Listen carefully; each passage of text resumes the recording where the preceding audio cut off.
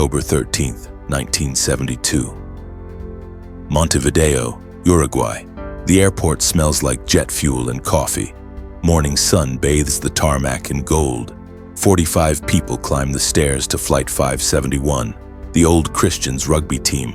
Young men in their 20s, tanned and strong. They joke, slap backs, toss a rugby ball between rows before takeoff. They're flying to Chile for a match, a weekend trip, nothing special. With them, mothers, sisters, friends, families who saved for months to see their sons play. Nando Parado, 22, sits by the window with his mother Eugenia and sister Susie, 19. Beautiful Susie, on her first flight, presses her face to the glass. "Look at the clouds, Nando." They share chocolate. His mother holds a rosary, lips moving in silent prayer. Just insurance, just in case. The plane is old. Fairchild FH-227, white paint peeling, blue stripe faded. The seats are worn, the carpet stained. But the engines roar to life and nobody worries. The pilots, Ferradas and La Guerrara, are veterans with thousands of hours. They've crossed the Andes 100 times. At 2:18 p.m., the plane lifts off. Destination, Santiago, Chile. Flight time, 3 hours. No one is afraid. No one knows that in 72 minutes, most of them will be dead. 3:30 p.m., inside the clouds. The plane is swallowed by white, thick, blinding clouds that erase the world. Inside the cabin, it's warm, almost cozy. The rugby players deal cards on fold-down trays. Someone hums a song, another reads a comic book. Susie sketches in a notebook. Her mother dozes. The flight attendant walks the aisle collecting empty cups. Everything is normal, routine, boring even. Then the plane shudders. A bump, turbulence. The flight attendant grabs a seat back, forces a smile. "Nothing to worry about, folks, just some chop over the mountains." But in the cockpit, the pilots frown at their instruments. They're descending, should be past the peaks by now. The clouds are too thick, can't see anything. They don't know the clouds have lied. They're still over the mountains, not beyond them. 3:42 p.m.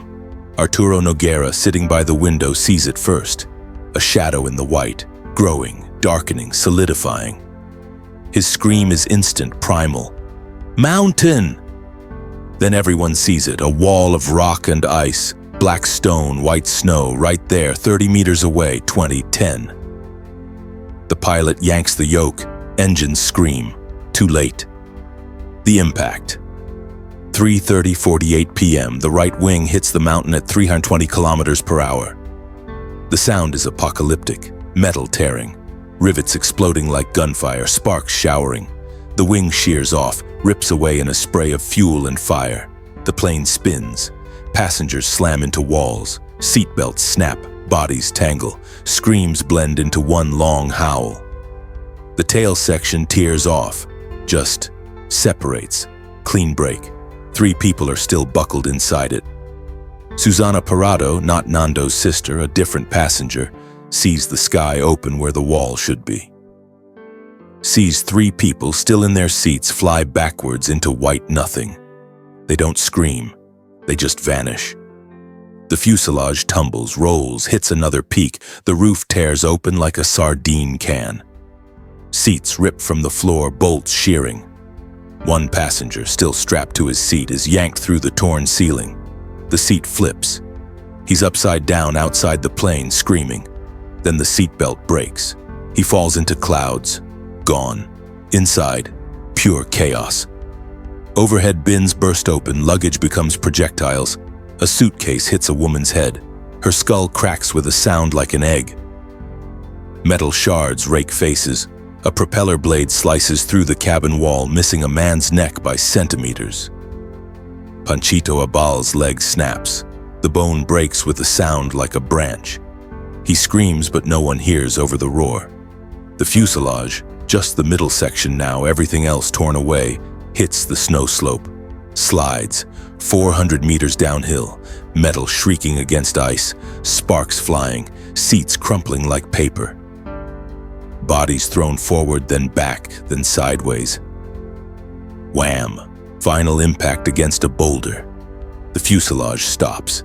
For 3 seconds, silence. Not peaceful silence, shocked silence. The silence of the brain trying to process what just happened. Then sound returns. Screaming, moaning, gurgling, the wet sound of blood in lungs. Aftermath. Roberto Canessa, 19, medical student, opens his eyes, tastes copper. Blood. His own. His face is split open from forehead to chin. He can feel the flap of skin hanging, touches it. His fingers come away red. Around him, horror. A boy with his leg bent backwards at the knee, white bone visible through torn pants and flesh. A woman with her skull cracked open, gray matter leaking. Eyes still blinking, then not. Nando crawls over twisted metal. His head throbs, vision blurred. Blood runs into his eyes, he wipes it away. Mama, Susie! He finds them. His mother crushed between 2 seats that folded together like a vice. Her eyes open, but empty. No light inside. She died instantly, didn't feel anything. He hopes. His sister Susie beside her, not crushed, breathing, but her face is purple, swelling, internal bleeding, brain hemorrhage, unconscious. He shakes her. Susie, wake up, Susie! She doesn't respond, just that wet, rattling breath. Gustavo Zerbino, dazed, sees someone trapped under metal, pulls at an arm to free them. The arm comes off in his hands, just detaches, muscle and bone and blood. He drops it, staggers back, vomits. Nothing comes up but bile. Marcelo Perez, team captain, 24, forces himself to stand. His leg is broken, but he doesn't feel it yet. Shock. He counts the living. Points.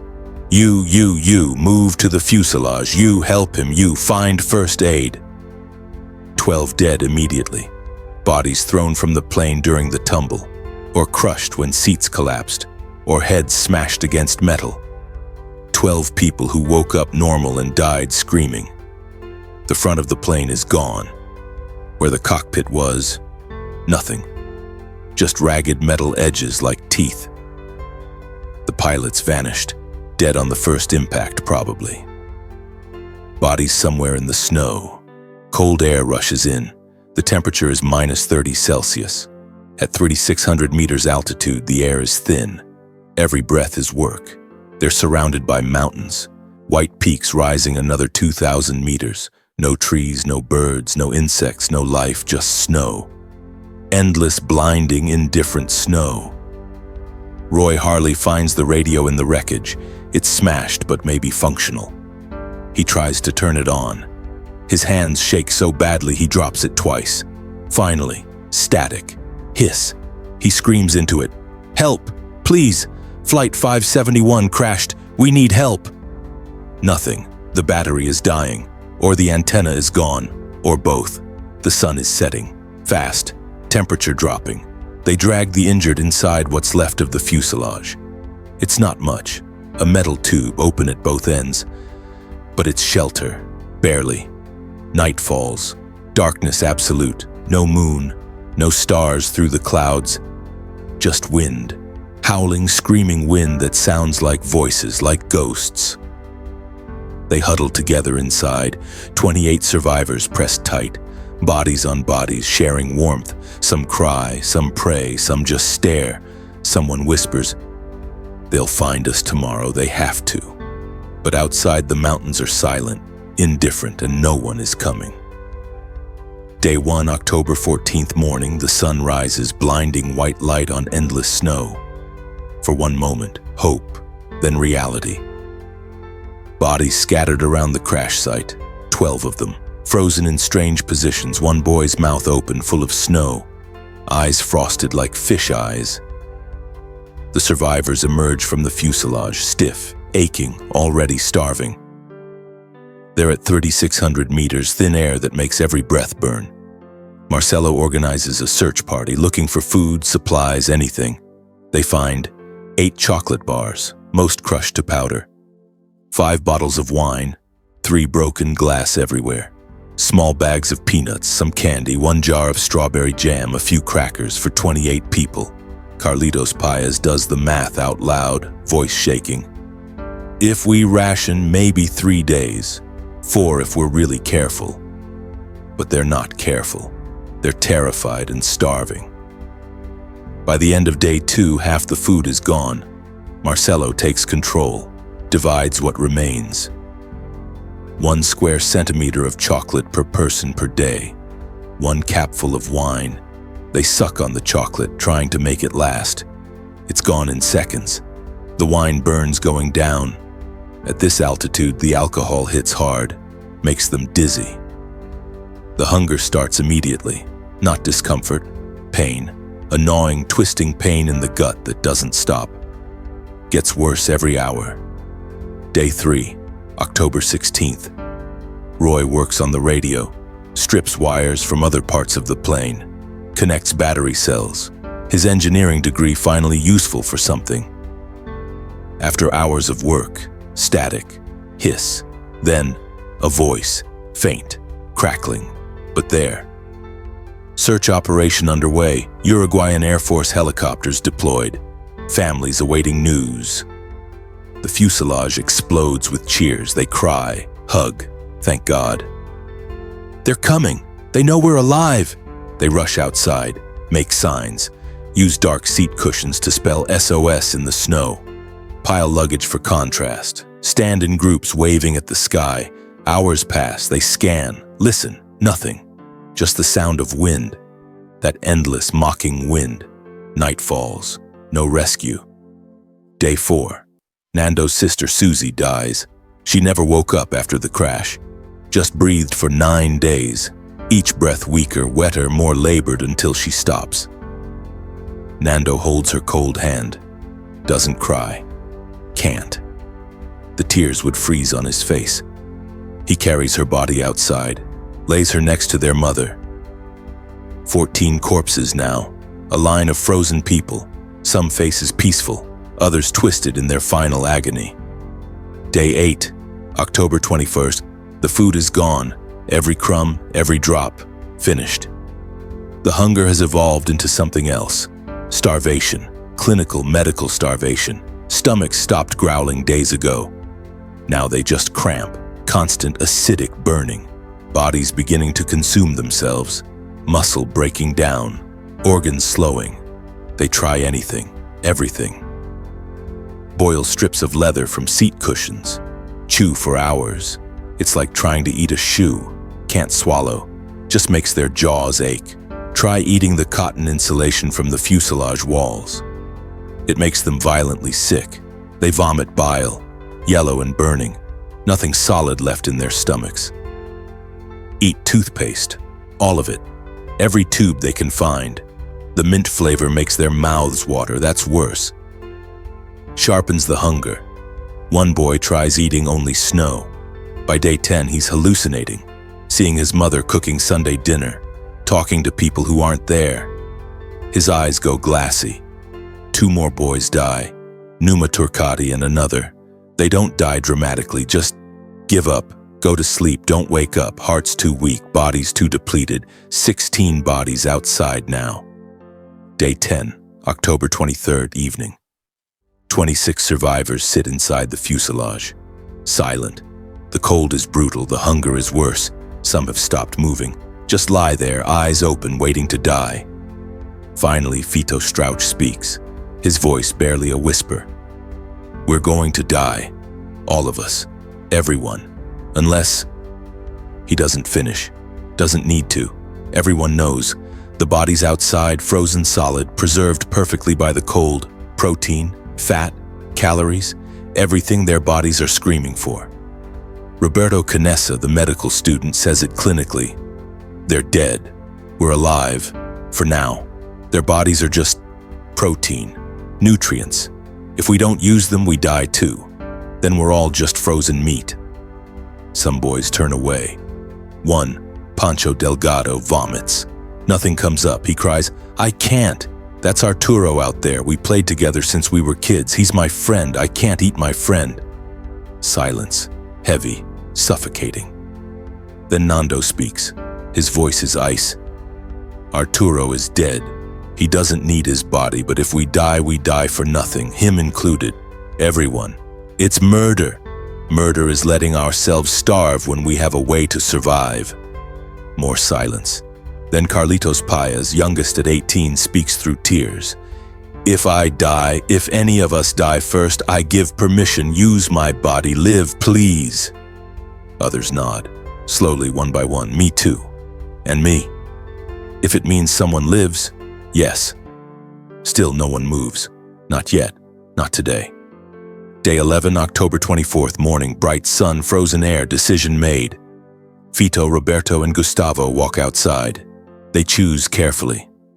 Someone with no family in the group. Someone who would understand. Want this, even. They use a piece of glass from the broken cockpit window. Sharp as a razor. The body is frozen solid. Rock hard. They try to cut the buttock, where there's fat, muscle. The glass keeps slipping. Takes 20 minutes of sawing. Finally, a piece the size of a playing card. Dark red meat marbled with white fat. Frozen solid. They bring it inside. Don't speak. Lay it on a piece of aluminum from the plane. Set it in direct sunlight. It takes an hour to thaw. They watch it. Watch it glisten as it warms. The smell is nothing. Doesn't smell like anything. That almost makes it worse. Fito picks it up. His hand shakes violently. He closes his eyes. For God, for life, for them, forgive us. He puts it in his mouth. Chews. His face twists. He gags, forces himself to swallow. Tears stream down his face. I can't, but he does. Roberto goes next, then Gustavo. They cut the piece into thin slivers, pass them around like communion wafers. Some take it immediately, close their eyes, pray first, cry after, ate refuse. I'd rather die. Then die, Nando says flatly. But don't ask me to watch you starve. By the end of the day, 18 have eaten. By day 15, 2 of the refusers are dead from starvation. The other 6 start eating. Survival is louder than morality. It becomes routine, mechanical, has to be. If they think about it, whose body, whose friend, they can't do it. So they don't think. They cut in the early morning, small pieces, enough for the day. Lay them on metal. The altitude sun is strong, the meat dries fast. Becomes like jerky. Tastes like nothing.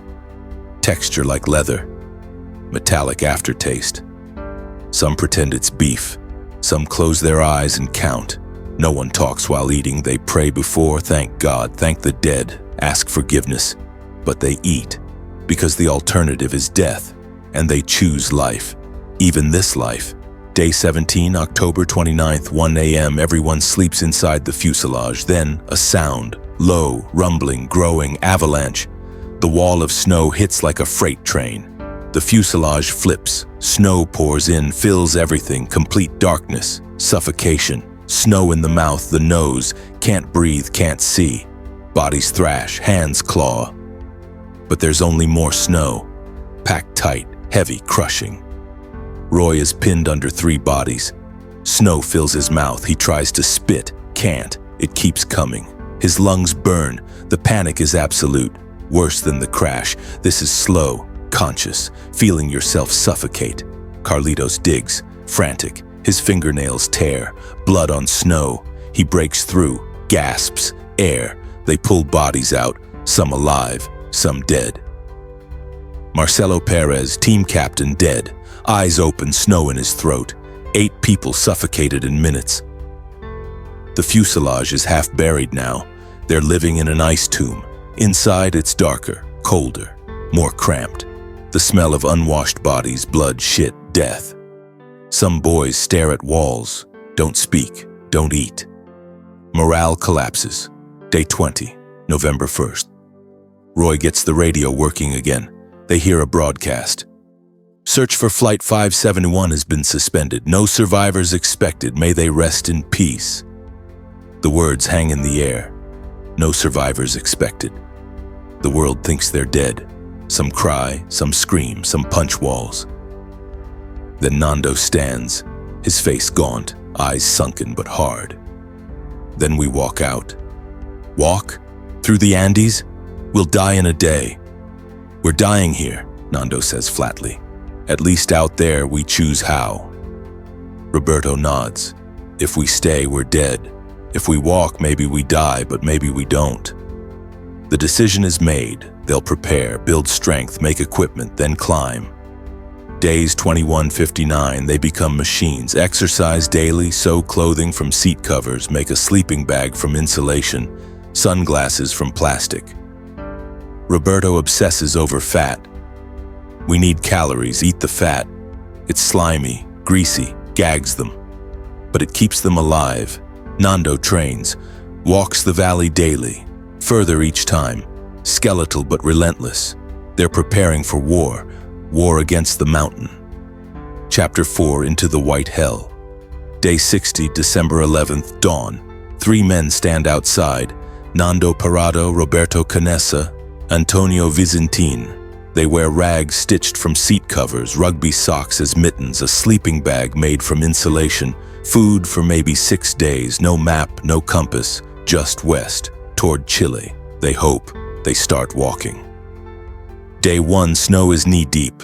At this altitude, every breath burns. After 2 hours, Vizintin vomits. By nightfall, they've made 5 kilometers. They crawl into the sleeping bag, 3 men in space for 1. Outside, -35, inside maybe -10. They don't sleep. Just wait for dawn. Day 2, their breath has frozen on their faces, ice in beards. Vizintin's lips crack and bleed, the blood freezes, the terrain gets steeper, they're climbing, hands and feet, crawling over rocks. Nando's fingers are numb, can't feel them, doesn't matter, keep climbing. Noon, Vizintin stops. My legs won't move, altitude sickness, muscles shutting down. Nando makes the decision. Go back. 2 people, food lasts longer. Vizintin cries but turns back. Nando and Roberto keep climbing.